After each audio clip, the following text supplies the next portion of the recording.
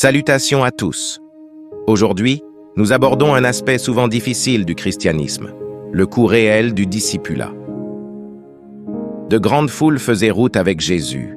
Il se retourna et leur dit, « Si quelqu'un vient à moi et ne haït pas son père, sa mère, sa femme, ses enfants, ses frères et sœurs, et même sa propre vie, il ne peut être mon disciple. » Luc 14, versets 25 et 26.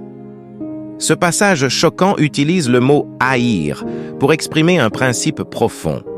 Nos attachements terrestres ne doivent jamais surpasser notre engagement envers Christ.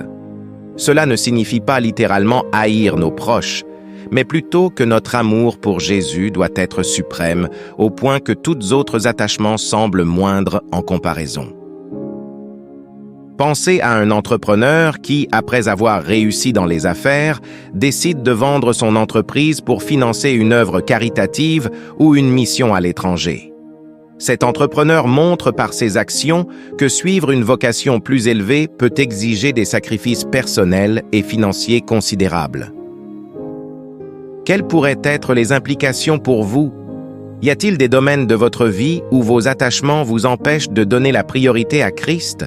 Comment pouvez-vous commencer à réaligner ces priorités pour refléter votre engagement envers votre foi? Le chemin du disciple est difficile et exigeant, mais il est aussi profondément gratifiant.